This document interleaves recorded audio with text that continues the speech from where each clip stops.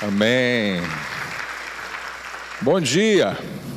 Todo mundo bem? Como é que você está nessa manhã? Graças a Deus. Fala para quem está perto de você. Deus quer falar contigo e comigo hoje. Vamos se ligar nele. Amém? Que prazer estar aqui com você. Nós estamos hoje na nossa última parte, né? 4 semanas que a gente está falando, desde o iníciozinho do ano, os 4 domingos desse mês de janeiro, sobre esse tema. Não perca 3 coisas que você não pode se dar ao luxo de perder e como evitar que isso aconteça. E se você não pôde estar nos últimos domingos, eu realmente recomendo que você vá lá no nosso canal do YouTube, de graça você pode assistir as mensagens que foram pregadas, que para mim tem sido muito edificante, e muitas pessoas têm trazido uma resposta muito boa também, de começar o ano pensando nisso, de tomar algumas decisões à medida que nós estamos começando um tempo novo na nossa vida, e acertarmos, né, algumas coisas que a gente não precisa errar. A razão da gente usar essa expressão, não perca, é porque tem coisas que tudo bem a gente perder, faz parte da vida.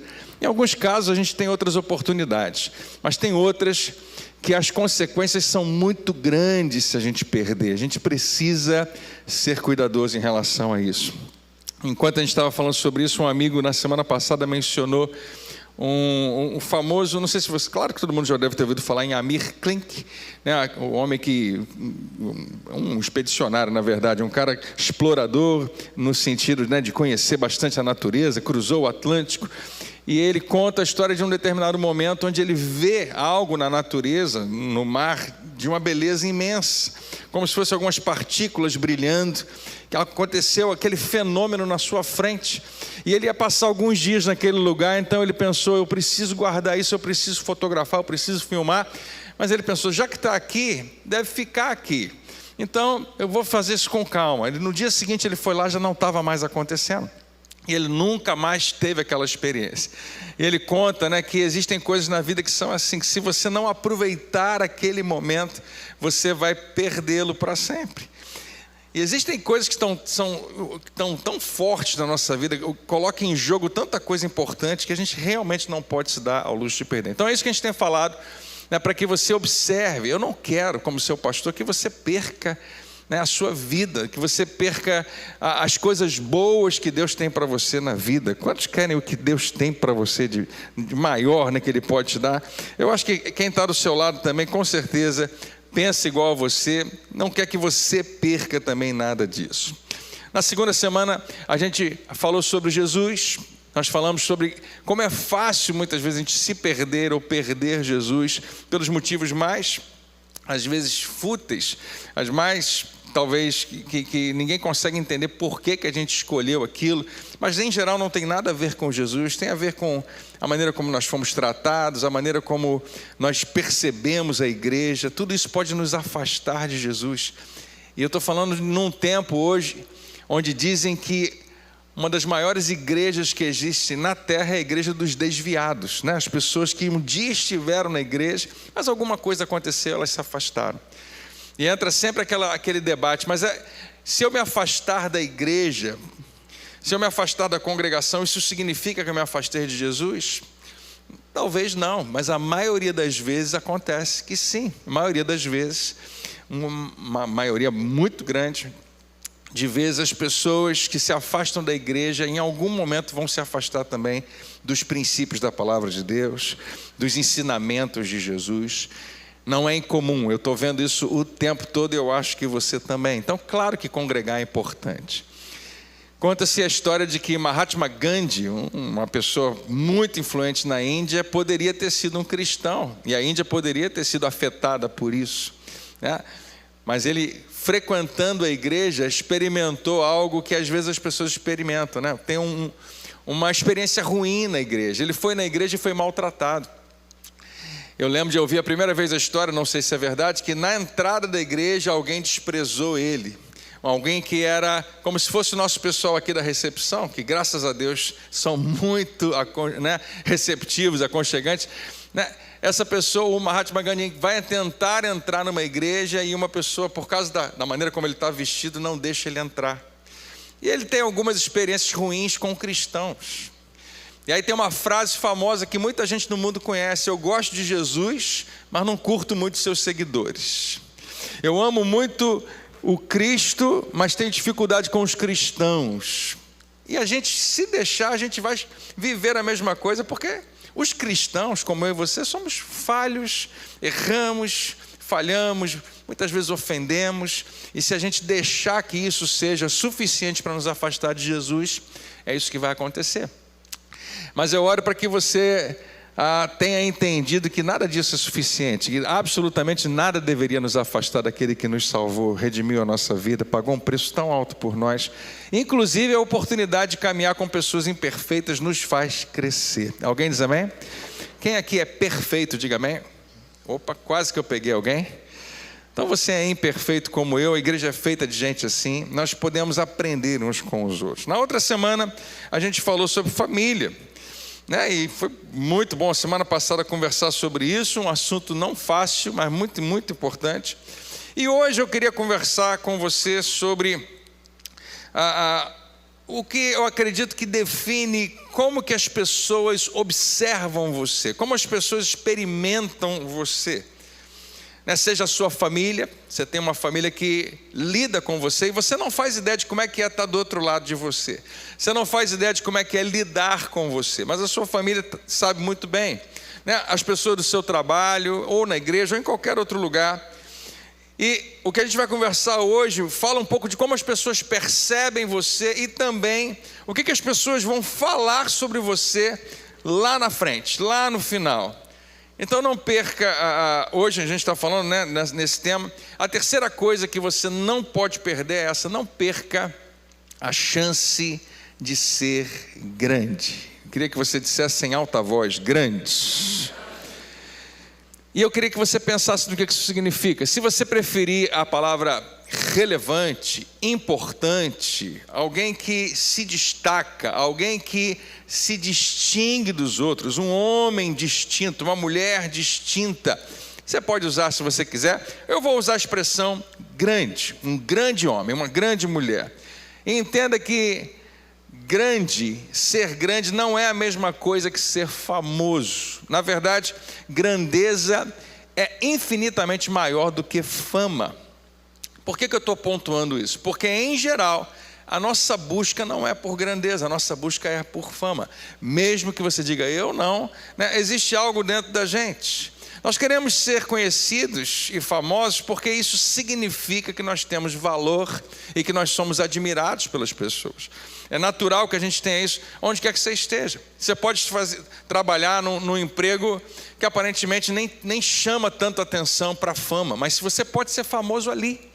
As pessoas podem se admirar ali, as pessoas podem olhar para você e dar valor a você naquele lugar. Então já tem um pouco disso dentro da gente, uma busca por isso.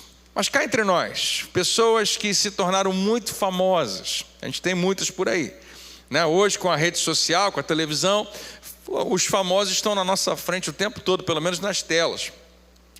Eu acho que você já descobriu que todos nós conhecemos pessoas que são famosas, que são influentes, mas que quando a gente se aproxima delas, a gente percebe que elas não são grandes pessoas, que não são pessoas tão boas assim, não são grandes seres humanos. Às vezes, em alguns casos, a gente preferia nem ter conhecido aquele lado daquela pessoa. Eu sei que já aconteceu comigo. A fama, ela traz recompensas imediatas. A fama, ela traz os likes que a gente queria, talvez algum dinheiro, aplausos, mas verdadeira grandeza é silenciosa. E a cultura desse mundo não incentiva você a buscar isso. Na verdade, a cultura desse mundo incentiva você a buscar a fama. Então eu queria falar para você que se você não ficar atento às coisas do seu dia a dia, talvez você perca essa oportunidade. Nem todo mundo vai ser famoso, mas todo mundo tem o potencial de ser uma pessoa grande. E a chave está em algo que a gente ignora. Alguns anos atrás eu falei sobre hábitos aqui na igreja. Hábitos são coisas pequenininhas que você faz todo dia e que vão trazer um grande resultado no final. Se forem bons hábitos, um bom, grande resultado no final. Se forem maus hábitos, um péssimo, grande resultado no final. Mas existe essa questão do valor acumulado, quando você começa e continua fazendo a mesma coisa. Ser grande significa o seguinte: você tem a oportunidade de escolher ser grande todos os dias, com os pequenos gestos nos seus relacionamentos, nas coisas da vida. E o que está em questão é essa: a soma desses dias que constrói uma vida que vale a pena. Dá uma lida aqui na tela só para você absorver um pouquinho disso. Você tem a oportunidade de escolher ser grande, ser alguém distinto, diferente da maioria, todos os dias. E é quando você faz isso um dia após o outro. Você faz hoje, amanhã e depois, e não desiste de fazer a coisa certa. É a soma disso que constrói uma vida que vale a pena. Mas quando você diz assim: André, é muito difícil para mim o tempo todo ser a pessoa que faz a coisa certa. O tempo todo, às vezes eu estou com preguiça, às vezes eu estou me sentindo mal, às vezes as pessoas me trataram mal e eu não sei responder tão bem assim. Eu sou ser humano, eu sou normal. E é verdade. Só que a maioria das vezes talvez a gente escolha esse caminho. E quando você perde as oportunidades de ser grande, né, à medida que o tempo passa, você vai estar reagindo como todo mundo reage. Lá na frente você vai ter se arrependido. Você vai ter que pagar um preço que você não queria pagar. Você vai viver justamente um remorso desnecessário, ou um arrependimento, que a gente fala. E o arrependimento, ele vem de perder as pequenas oportunidades diárias de grandeza que a vida nos oferece. Eu vou explicar isso para você, como é que isso acontece na sua vida, talvez de diversas maneiras, algumas pequenas, outras maiores. Mas eu queria te desafiar hoje a adotar uma pergunta. E se você permitir Deus falar ao seu coração hoje, essa pergunta pode te perseguir o resto da sua vida. Talvez você deveria fazer o seguinte: pegar um papel, escrever e colocar no espelho do banheiro, que todo dia você vai lá e você olha, e colocar essa pergunta: o que um grande homem, se você é homem, né? O que um grande homem faria? Essa é uma lembrança importante. Por quê? Porque todo dia você está fazendo um monte de escolhas, e as escolhas erradas muitas vezes são mais fáceis. O que uma grande mulher faria? Escreva lá também, né, no seu espelho, na sua penteadeira, para ser lembrado disso. A ênfase não deve ser o que eu estou acostumado a fazer, o que as pessoas do mundo fazem, mas se eu quisesse ser imitador de alguém grande, porque tem gente que você admira, gente que você se espelha nele, você fala: eu queria fazer igual essa pessoa. De vez em quando você tem que lembrar o que essa pessoa faria, o que alguém grande faria, o que ser alguém grande exigiria nessa situação. E as situações vão acontecendo, pode ser pequenas, como eu te falei, pode ser grande, pode ser uma briga, uma discussão com o seu marido, com a sua esposa, uma questão envolvendo seus filhos. Esses dias eu fui com a minha filha para ela fazer mais um teste para direção, para ser habilitada. Você sabe como é que hoje, né, o pessoal é extremamente rigoroso, e o meu filho mais velho, o Davi, teve dificuldade, passou depois de uma terceira ou quarta vez. A Rebeca também está com dificuldade. Mas eu me senti que eu falhei e eu poderia ter ajudado ela um pouco mais, poderia ser um pai um pouquinho mais presente, porque aconteceu um negócio que eu acho que deve ter deixado ela nervosa, e eu poderia ter parado tudo, trazido ela para perto, já que eu estava lá presente, né, fisicamente, falar: filha, fica tranquila, respira fundo. Pensa no que você tem que fazer depois, mas não deixa isso te atrapalhar não. E eu não fiz, eu pensei: não, acho que ela vai conseguir. E eu perdi uma oportunidade de ser um pai um pouco melhor. Eu sou um pai legalzinho, pode ter certeza. Não sou o melhor pai do mundo, mas eu perdi a oportunidade de ser grande como pai. Eu deveria ter me perguntado, diante dessa situação, o que um grande pai faria? O que um grande amigo faria diante do que eu estou vendo? Diante do que eu estou vivendo, né? Um grande amigo muitas vezes vai estar presente nos momentos difíceis, mas também vai confrontar o seu amigo em momentos que ele precisa ser confrontado. Diante do que eu estou vivendo, o que um grande líder, um chefe, um patrão, um gerente faria? Não o que os outros fazem, não como os outros reagem a essa situação, mas o que um grande chefe faria com esse erro da sua equipe? O que uma grande mãe faria nesse momento de estresse? Você consegue pensar a quantidade de coisas que acontecem no seu dia que merecem essa pergunta? Se a gente for bem prático, eu vou escolher aqui os homens, né? Os maridos que estão aqui, e usar vocês mais uma vez como exemplo.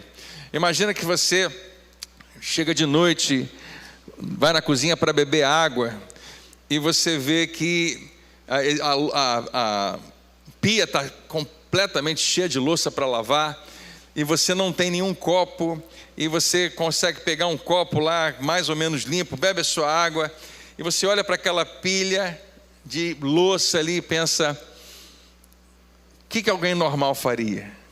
Só deixaria lá o copo.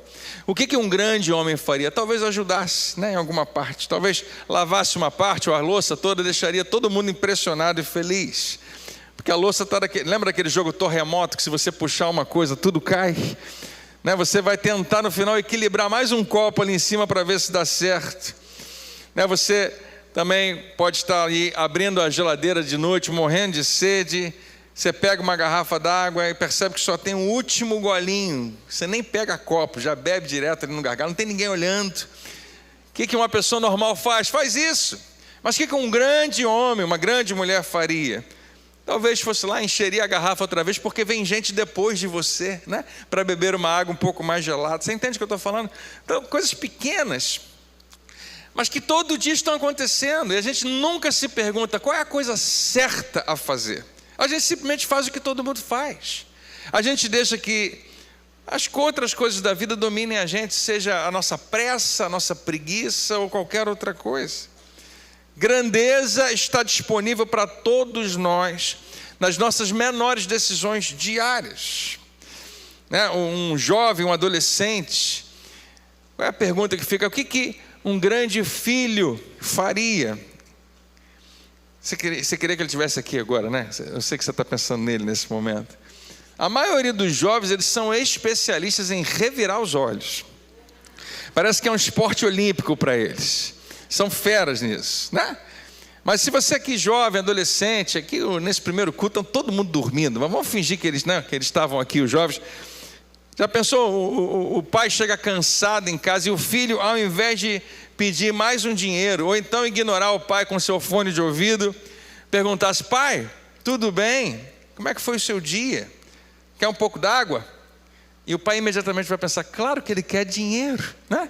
Obviamente, mas não, você está falando isso sério. Faça um teste, possivelmente, se o teu filho fizer isso, você vai desmaiar na sala de susto, mas quando você se levantar, você pode mudar a dinâmica do relacionamento, pode até trazer mais privilégios para ele. Se você está aqui nessa manhã e você não segue a Jesus, eu acho improvável, às 8, 9 e meia da manhã, tem gente na igreja que não segue a Jesus, mas possivelmente, se alguém estiver me ouvindo, está ainda explorando a fé, tentando descobrir se é isso que você quer, ou você é de uma outra visão religiosa, essa mensagem pode ser importante para você, porque é importante definir o que é grande. Defina a grandeza para você mesmo. Você não precisa necessariamente da Bíblia para reconhecer quando um ser humano é excelente, quando alguém faz algo que é digno de admiração. Você sabe o que é grandeza quando você vê, você sente quando você está ali experimentando.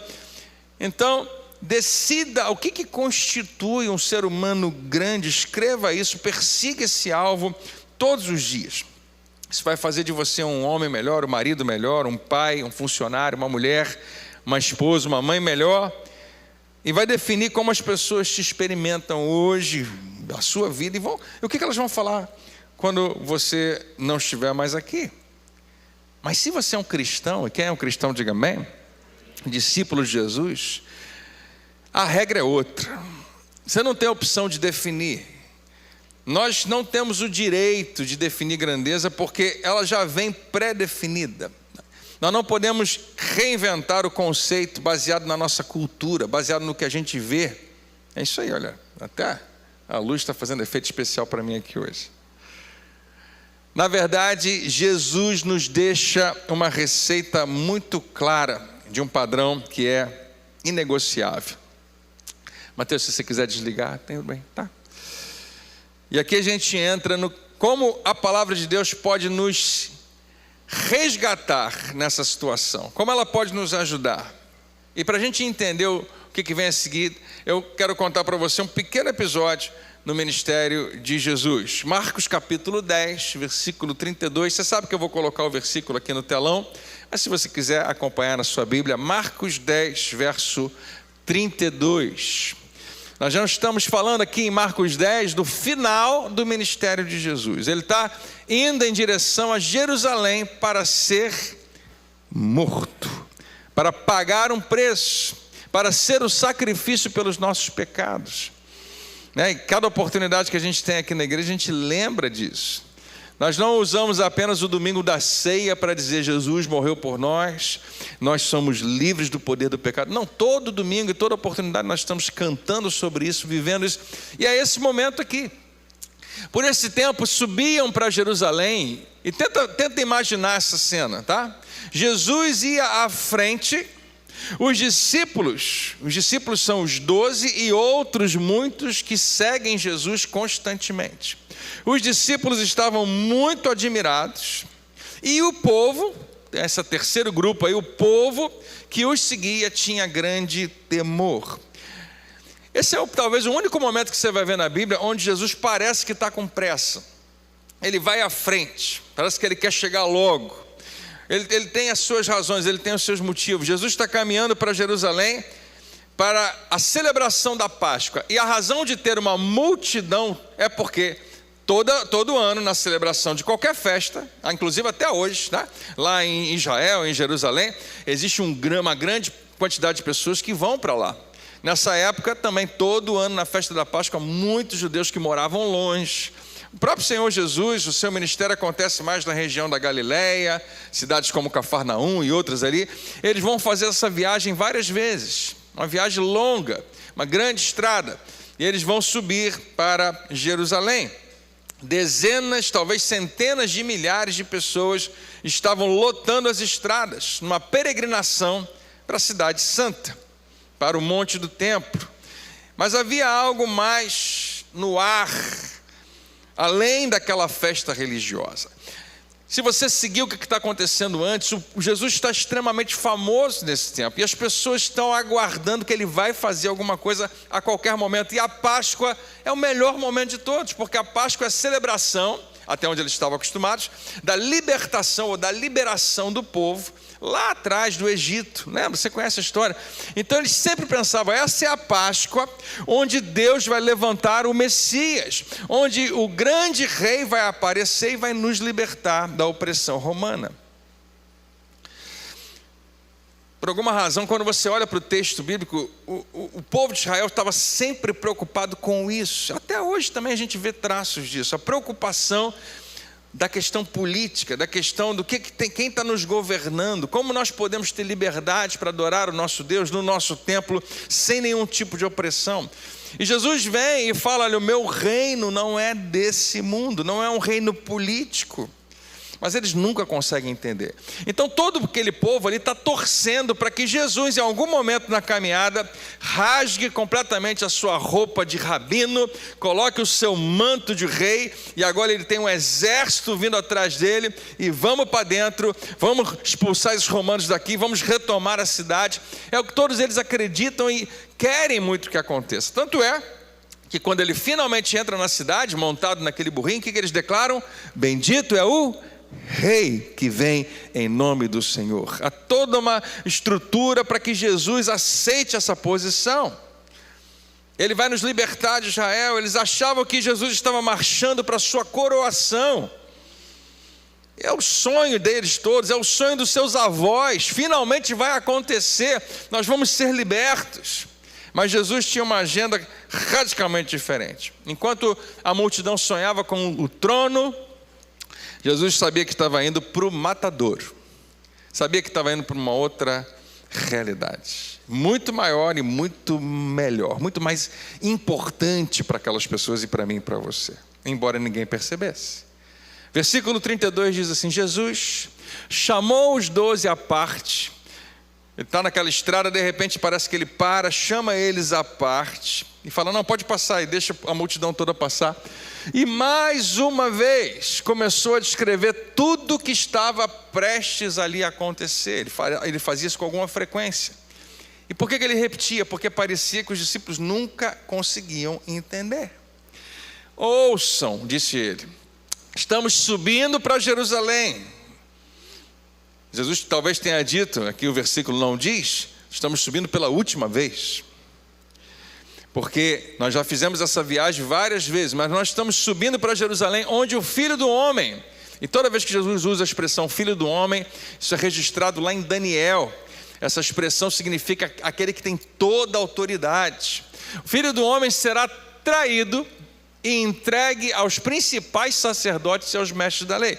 Talvez, quando Marcos está escrevendo sobre isso aqui, talvez Pedro tenha sido a pessoa que lembrou, e João Marcos escreve, talvez tenha falado um pouco mais, né, sobre cada aspecto disso, o que significava ser traído, o que significava ser entregue, mas é isso aqui, aos principais sacerdotes, né, aqueles que são os mestres da lei, ou seja, a religião judaica é quem vai me julgar, e eles o condenarão quem? O Filho do Homem, me condenarão à morte e o entregarão aos gentios, aos romanos.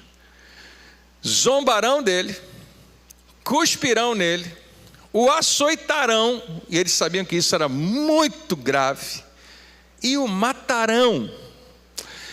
Mas depois de 3 dias ele ressuscitará. Jesus falou isso várias vezes para ele. E por alguma razão, e às vezes isso acontece comigo, com você, a mente deles ficava bloqueada completamente para o que isso significava. Como Jesus de vez em quando falava em parábolas, eles não entendiam todos os significados. Talvez eles achassem que Jesus estava falando figuradamente, que não vai acontecer literalmente isso. Que talvez açoitado, cuspido, maltratado, zombado, faça parte de algo que Jesus está querendo construir.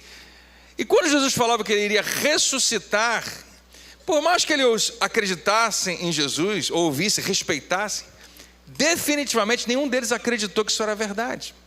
Por quê? Eu já falei várias vezes para você, porque no 3º dia não tinha ninguém do lado de fora da tumba, não tinha ninguém esperando uma ressurreição. Quando Maria Madalena vai lá e vê que o corpo não está lá, ela não pensa que Jesus ressuscitou, ela pensa que alguém roubou o corpo. Levar o corpo do meu Senhor. Por que eu estou dizendo isso para você? Porque é muito importante. Se algum dia você já teve qualquer questionamento ou dúvida em relação a Jesus, você está em boa companhia. Todos os discípulos um dia foram descrentes também, até o dia que viram o seu Senhor ressurreto. Jesus está avisando eles mais uma vez, e ele descreve a sua tortura em detalhes. E nesse contexto, imagina isso, você está caminhando com Jesus, ele para você e fala, eu estou indo morrer, tá bom? Tá. É nesse contexto que a gente vai ver o pedido mais absurdo da história dos discípulos. O versículo seguinte, onde Jesus fala de tudo isso, diz o seguinte: então Tiago e João, filhos de Zebedeu, vieram, falaram com ele, mestre, queremos que nos faça um favor. Você imagina, você trabalhou o dia inteiro na sua casa, fazendo faxina, limpando tudo, lavando tudo, uma trabalheira sem fim, ninguém te disse obrigado, no final do dia vem seu filho, mãe, eu quero um favor. Pelo amor de Deus. Jesus poderia muito bem dizer, não, ninguém vai me pedir favor, vocês entenderam o que eu acabei de falar? Eu não tenho como fazer mais do que entregar a minha própria vida. Jesus não faz isso, ele é extremamente paciente. Outra versão diz que eles usam aquele truque do cheque em branco que criança faz com os pais também. Pai, vou te pedir uma coisa, mas você diz sim, tá? Quem é pai aqui já viveu isso. Filho não pode ouvir não de jeito nenhum, eu preciso que você concorde comigo. E qualquer pai vai dizer, claro que não, filho, você tem que me dizer primeiro o que é. Exatamente o que Jesus diz. Queremos que você nos faça um favor. Que favor é esse? Perguntou Jesus. E aí Tiago e João vão falar o seguinte. Eles responderam, quando o Senhor se sentar em seu trono glorioso, queremos nos sentar em lugares de honra ao seu lado, um à sua direita e outro à sua esquerda. Onde que esses caras estavam com a cabeça?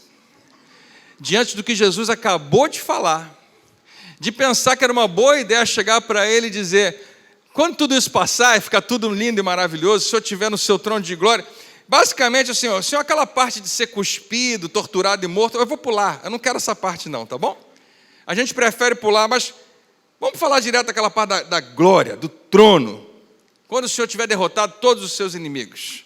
Tiago e João, 02, 03. Pode ser? A gente senta, cada um do seu lado, para governar junto com o Senhor. O que os discípulos queriam não é tão diferente do que eu quero e você quer.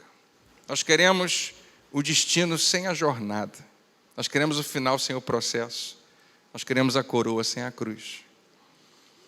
E Jesus, com a sua paciência sensacional, olha para eles e pergunta: vocês fazem ideia do que vocês estão pedindo? Vocês acham que vocês aguentam o tranco? Ele usa a expressão: vocês podem beber do cálice que eu vou beber? E Jesus não vai querendo aparecer, eu consigo. Não, ele está perguntando: vocês acham que vocês conseguem? E eles, com uma arrogância sensacional, falam: claro que podemos. Não fazem ideia do que vai acontecer ainda. Eles queriam garantir a sua posição. E a história fica tragicômica. Ela fica mais legal ainda.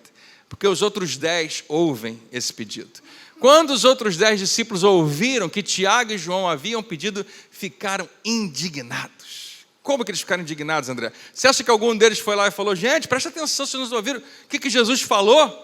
Ele está falando de sacrifício, de dar a sua própria vida. Não, não é nada disso. Eles ficaram indignados porque os dois, Tiago e João, furaram a fila. Foram na frente deles, tiveram a ideia antes deles. Era puramente egoísta, a preocupação deles era só isso, ficaram bravos, porque eles, Tiago e João, foram à frente. De repente, aquele grupo de discípulos do Senhor Jesus, isso me traz um conforto tão grande. Jesus tinha paciência com eles, deve ter paciência com a gente também. Aquele grupo de discípulos se transforma numa briga corporativa por organograma.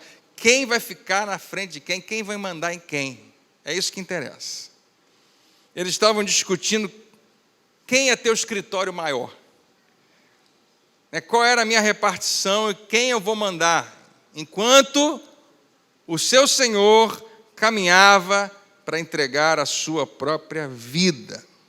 E Jesus, mais uma vez, percebe que depois de 3 anos caminhando juntos, eles ainda não entenderam o básico.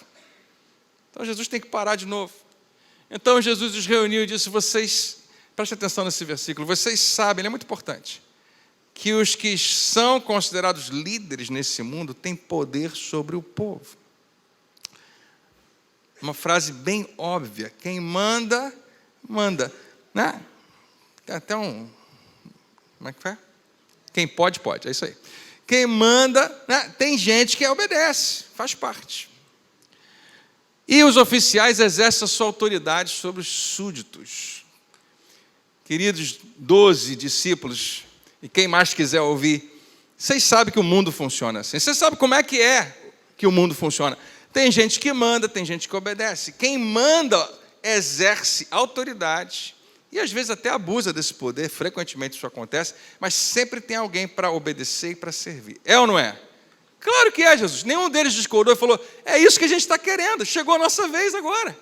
A gente quer exatamente isso, um lugar de honra, onde finalmente, ao invés de a gente só ficar obedecendo todo mundo, alguém vai poder obedecer a gente vai poder mandar, a gente vai poder ter uma posição de liderança, de honra. Vocês sabem que é assim, sei. Aí Jesus solta a frase que quebra a espinha dorsal do orgulho humano e inaugura um novo tempo que só o cristianismo poderia inaugurar.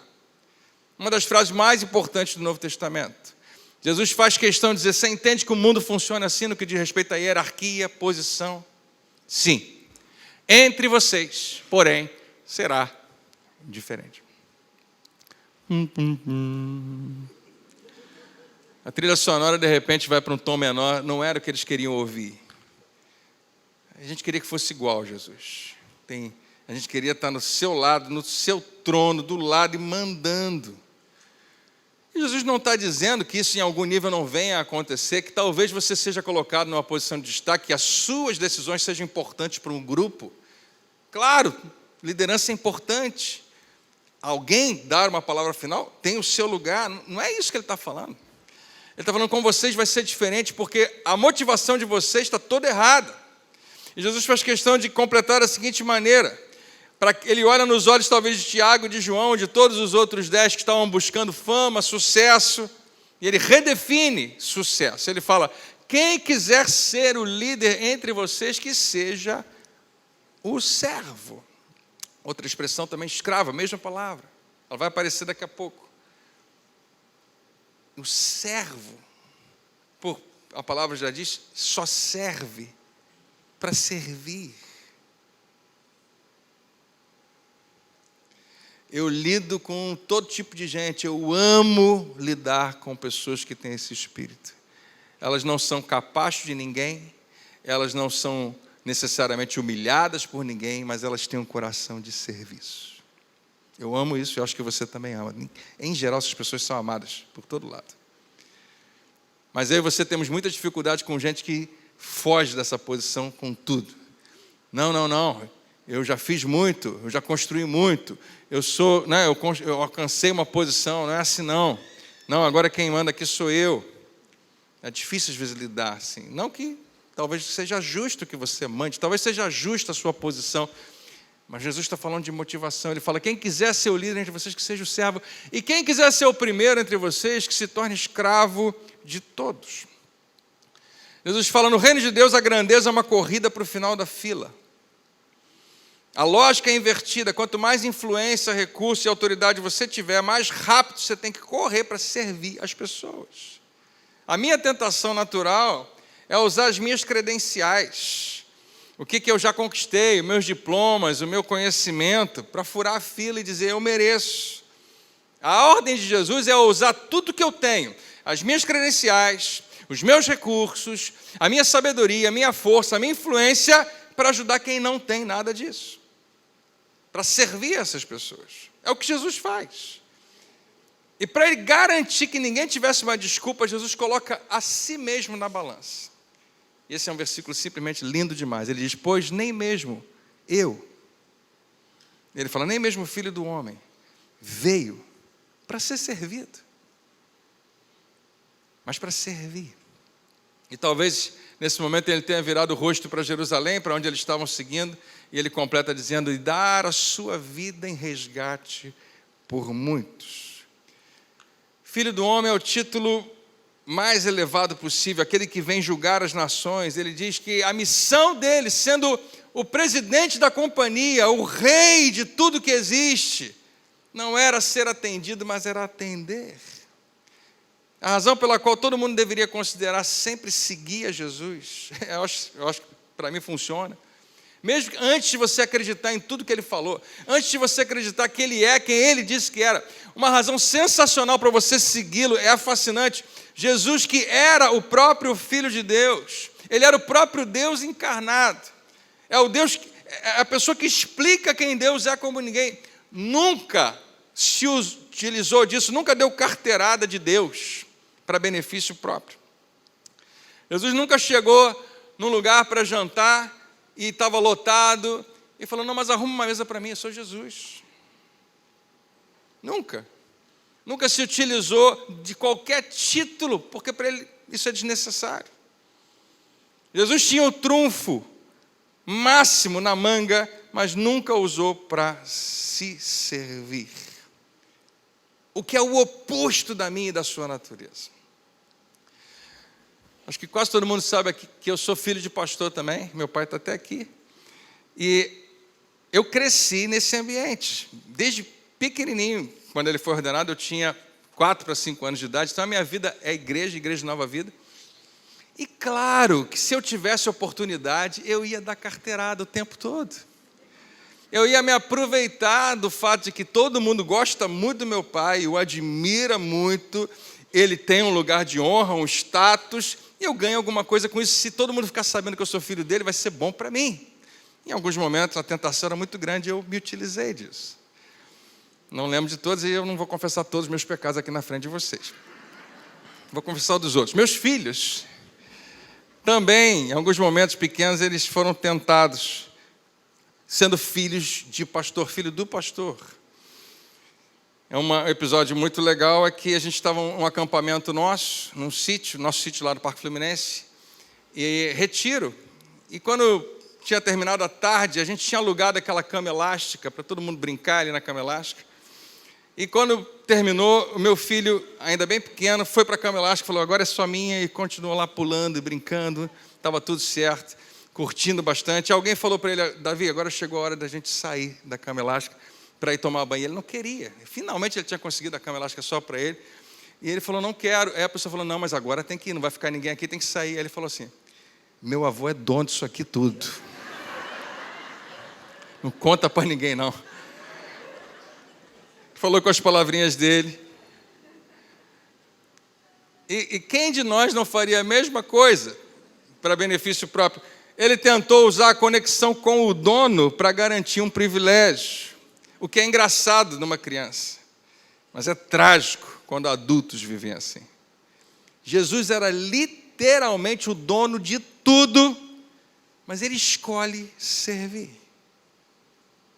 E se você vai levar algo dessa manhã aqui, eu queria que você pensasse nisso aqui. Porque é aqui que tem uma verdade dura, que talvez você não tenha pensado até agora.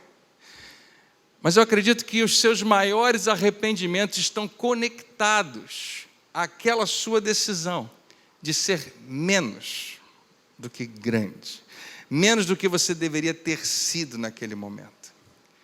Você escolheu o normal, o natural, o que todo mundo faz, ao invés de escolher ser grande, se parecer com Jesus. E tudo bem, você está em boa companhia também. Todos nós somos assim. A maioria de nós, quase todos, nós escolhemos o egoísmo ao invés da grandeza. Nós, se tivermos oportunidades, vamos dar a carteirada. Afinal de contas, ninguém está preocupado comigo, eu preciso me preocupar comigo, então eu vou lá. Eu prefiro me aproveitar da oportunidade do que pedir desculpas. Nós nos defendemos em vez de cedermos. Nós fingimos que não vimos uma necessidade, porque se a gente visse, teríamos que ajudar. Depois a gente se sente mal por causa disso. Grandeza. E diferente de Jesus, graças a Deus, escolher a grandeza provavelmente não vai custar a tua vida. Você não vai precisar morrer numa cruz. Mas talvez vai custar algo que a gente protege com a mesma intensidade. Vai custar talvez o seu tempo. Vai custar você pisar no seu próprio orgulho. Talvez vai te custar ter que engolir aquela frase que de vez em quando a gente sabe que deveria falar porque faz sentido. A frase que diz assim, mas eu estou certo, eu tenho razão. Mas a fim de proteger e salvar um relacionamento, você se cala e não fala. Vai te custar parar o que você estava gostando tanto de fazer para servir alguém que nem pode te pagar de volta. E alguns de vocês estão pensando, o que eu vim fazer aqui hoje? Não queria ver isso. Mas essa troca, preste atenção, talvez seja a sua maior ou talvez a sua única oportunidade de deixar uma marca real nesse mundo. Não seu nome num prédio, mas uma marca no coração das pessoas. Eu não queria que você perdesse isso. Vamos terminar lembrando desse momento onde Jesus está com seus discípulos, naquela última ceia. E essa imagem aqui, ela é um pouquinho, acho que é até parecida com a do The Chosen, que é uma mesa baixinha, de formato de U, diferente daquela que o Leonardo da Vinci pintou, que ficou famosa. Na última ceia. Possivelmente era algo um pouco mais próximo, mais íntimo, mas principalmente os pés deles ficavam para fora. O que significava que todos eles estavam olhando um na cara do outro. E você já sabe onde que eu quero chegar. A gente daqui a pouco vai ver Jesus lavando os pés desses homens. Mas antes, talvez eles tenham se perguntado, quem vai lavar os pés? Porque ninguém vai comer aqui com esses pés sujos. Cadê o servo? Cadê quem é o escravo mais baixo que a gente tem aqui? O menor. Chama ele. É ele que é obrigado a fazer isso. Mas não tem ninguém. Talvez tenham olhado para o outro. Judas, você topa? Eu? O que eu tenho a ver com isso? Tá bom, Tiago. Não, eu não, pelo amor de Deus. Ontem eu estava multiplicando pães com Jesus. Vou lavar pé de vocês hoje. Eu não vou. Ok, ninguém vai. Ninguém vai. Não. É muito humilhante. E de repente eles veem algo que eles não estavam prontos para ver. E João deixa um detalhe importantíssimo. João, quando escreve sobre isso, ele recebe, talvez do próprio Senhor Jesus, um detalhe importante. Porque de vez em quando talvez isso acontecesse. Jesus era Deus em carne, mas ele se esvazia de si mesmo. Mas de vez em quando ele tinha uma percepção muito clara do que estava acontecendo. Jesus estava prestes a entregar a sua vida, morrer, ressuscitar e ser glorificado. E aqui diz, Jesus sabia, naquele momento, que o Pai lhe dera autoridade sobre todas as coisas. Quando Jesus, no final da história, diz, toda a autoridade me foi dada, é porque realmente isso tinha acontecido, Deus tinha feito. E nesse momento, com os seus 12 amigos à mesa, João faz questão de ressaltar que Jesus teve essa percepção muito clara. Deus me deu autoridade sobre, eu mando e as coisas acontecem, autoridade total. Que ele viera de Deus e voltaria para a parte de Deus. É como se o Pai tivesse pego as chaves do universo, colocado nas mãos de Jesus e dito, olha, está aqui, todo o poder e toda a autoridade, faça o que você quiser. Imagina esse momento, porque eu queria que você pensasse em você agora. O que você faria se tivesse poder absoluto, instantâneo? Vou colocar de outra maneira. O que você faria se você ganhasse $1 bilhão? Não seja honesto. Todos nós pensamos em nós primeiro. Jesus, o Rei do Universo, sabendo que o Pai tinha dado a ele toda a autoridade, todo o poder, poder absoluto, o que ele faz? Ele levanta-se da mesa, tira a capa, enrola uma toalha na cintura e depois derrama água numa bacia e começa a lavar os pés dos seus discípulos. Por que eu fiz questão de mostrar o versículo anterior? Porque para mim e para você isso tem que funcionar toda vez que você achar que você é alguma coisa, toda vez que você achar que você tem alguma coisa, toda vez que você subir mais um degrauzinho e de repente descobrir que você é maior do que era antes, qual é a coisa certa a fazer? Começa a procurar pé para lavar, se você quiser imitá-lo. Começou a lavar os pés dos seus discípulos, enxugando-os com a toalha que estava na sua cintura. O Rei do Universo decide fazer o trabalho que nenhum escravo queria fazer. Você consegue visualizar isso? O nome dessa mesa é triclinium. E pronto, você aprendeu uma coisa nova hoje. O triclinium romano, uma mesa baixinha em forma de U, que deixava ali eles reclinados a maioria das vezes sobre o seu braço esquerdo, para comer com o braço direito. Eu acho extremamente desconfortável, mas aparentemente funcionava para eles. E os pés ficavam o mais afastados da mesa, porque os pés estavam sempre sujos. E de repente Jesus começa a circular por trás deles, começa a lavar o pé. E eles devem ter ficado num silêncio ensurdecedor. A única coisa que se ouvia era o barulho da água caindo da bacia. As mãos que criaram as estrelas estavam esfregando a sujeira dos pés, que foi sujo pela estrada da vida, de homens que iriam daqui a pouco traí-lo e abandoná-lo. Quando ele termina, você consegue imaginar? Terminou de lavar o último pé. Está tudo molhado, a mão está toda suja. Ele faz a pergunta mais importante da noite. Ele pergunta para os discípulos, vocês entendem o que eu fiz?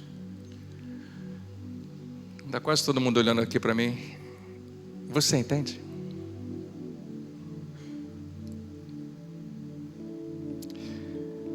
E se você não entende, ele vai explicar, porque agora ele vai cravar a estaca. Ele diz, uma vez que eu, seu Senhor e Mestre, se você tem Jesus como teu Senhor e Mestre, diga amém.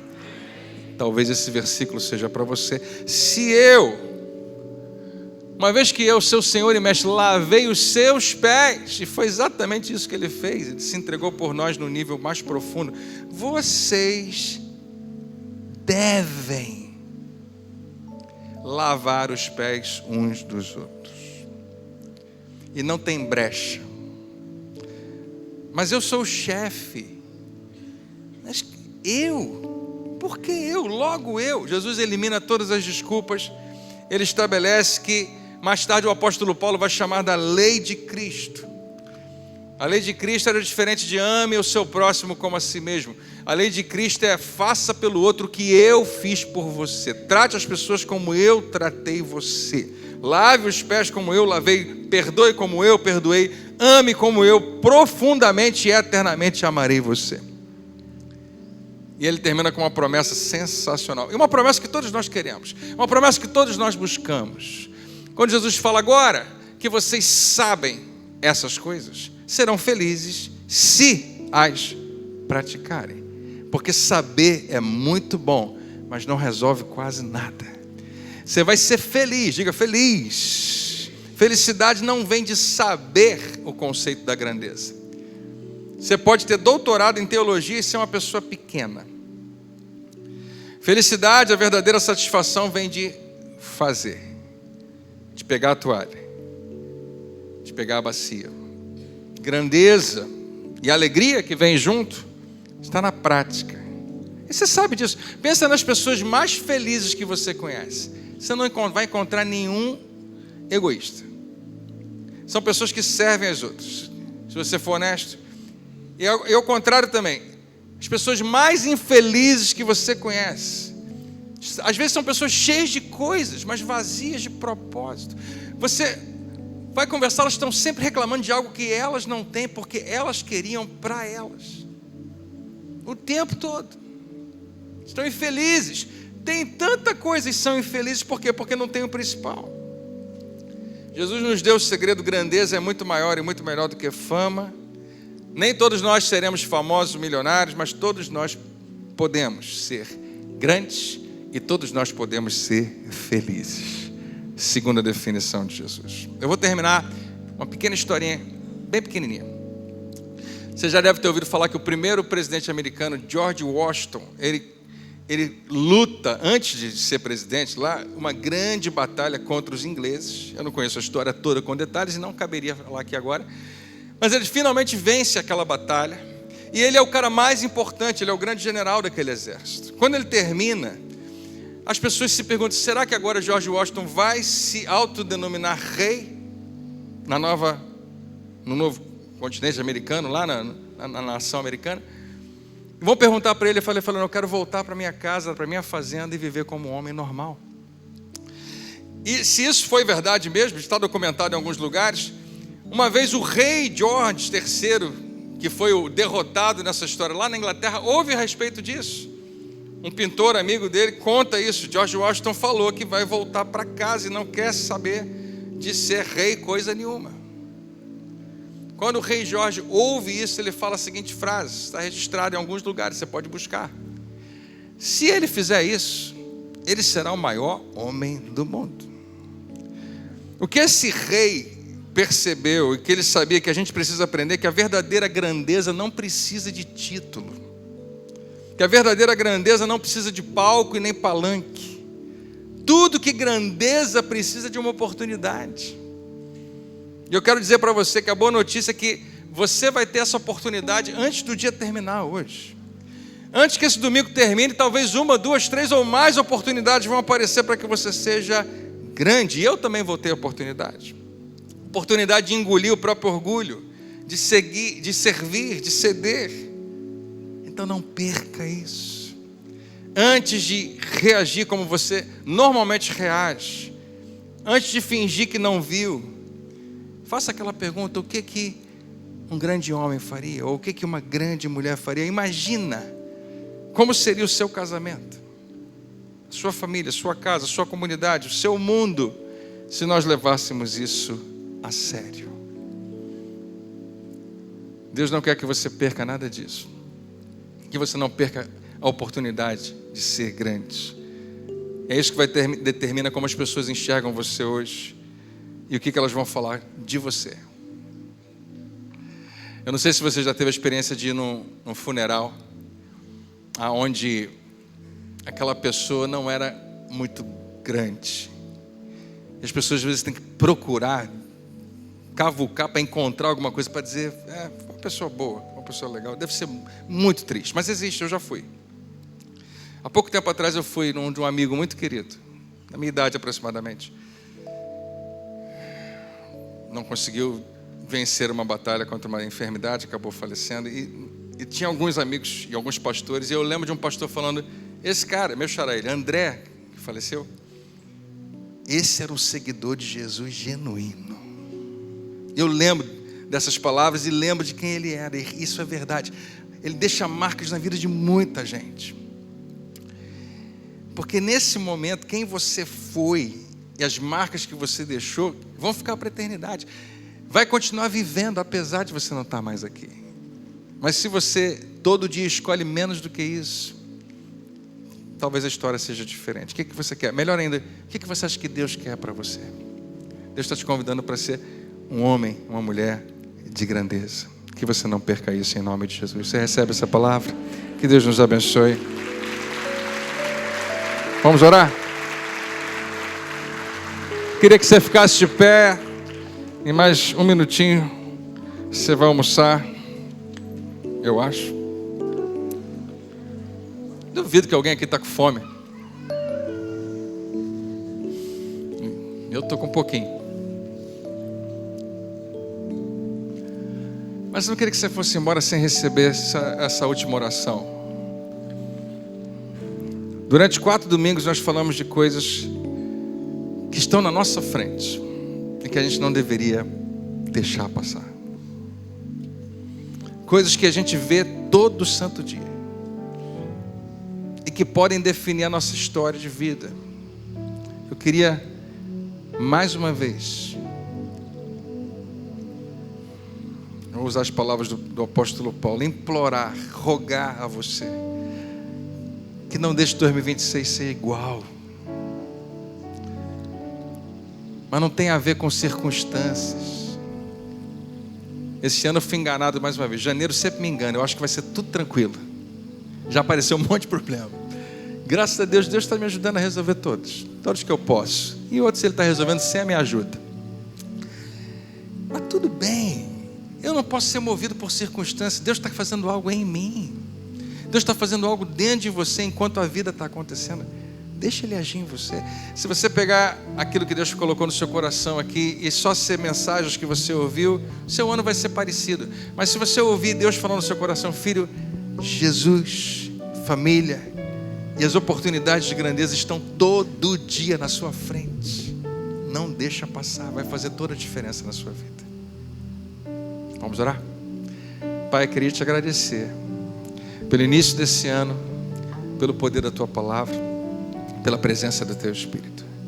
Que o Teu Espírito continue falando conosco e que nós sejamos sensíveis para ouvir. Dá-nos, meu Pai, o discernimento para pegar a Tua palavra e transformar em comida para nós, transformar em alimento que vai nos sustentar, que vai ser a base das nossas decisões, que vai nos ajudar a tomar decisões.